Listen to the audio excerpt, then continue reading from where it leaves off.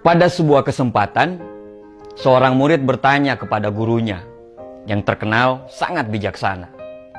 Bagaimana caranya agar kita bisa mendapatkan hal yang sempurna dalam hidup ini, guru? Sang guru menjawab, berjalanlah lurus di sebuah taman bunga, petiklah satu yang menurutmu paling indah dan jangan pernah kembali ke belakang. Si murid pun menuruti apa kata gurunya. Dia pergi ke sebuah taman bunga sambil terus melihat bunga mana yang akan dia petik. Dia terus berjalan dan sampailah dia di ujung dengan tangan yang hampa. Dia tidak memetik satupun dari bunga yang ada. Sang guru bertanya, mengapa kamu tidak mendapatkan satu bunga pun? Dengan nada yang sangat lemah, muridnya menjawab, sebenarnya tadi saya sudah menemukan, tapi saya tidak memetiknya. Karena saya berpikir, mungkin di depan nanti pasti akan ada yang lebih indah daripada yang tadi. Namun, ketika sampai di ujung, saya baru sadar bahwa yang saya lihat tadi itulah yang paling indah. Tapi saya tidak bisa untuk kembali ke belakang lagi. Sambil tersenyum, gurunya berkata, ya, itulah hidup. Semakin kita mencari kesempurnaan, maka semakin jauh kita untuk bisa mendapatkannya. Karena sejatinya, kesempurnaan yang hakiki tidak pernah ada.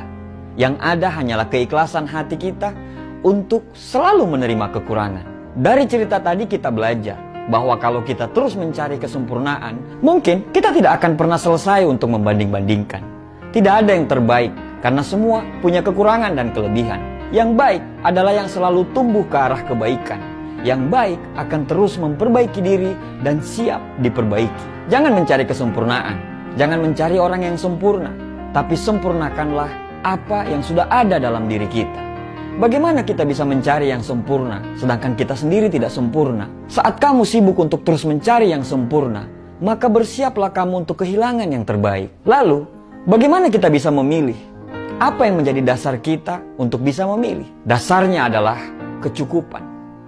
Manusia bisa memiliki ribuan pakaian yang ada di lemarinya, tapi dia hanya bisa memilih satu untuk bisa dipakai.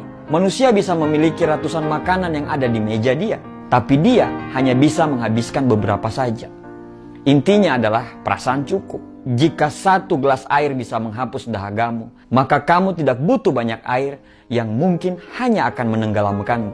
Cukup yang akan memberikan kenyamanan. Berhentilah untuk mencari kesempurnaan, karena yang kita butuh adalah orang yang tahu ketidaksempurnaan kita, tapi tetap memilih untuk terus bersama kita. Berhentilah untuk mencari yang sempurna, tapi jagalah orang-orang yang selalu menghargai ketidaksempurnaanmu. Sekali lagi, kalau kamu sibuk mencari yang sempurna, maka bersiaplah untuk kehilangan yang terbaik.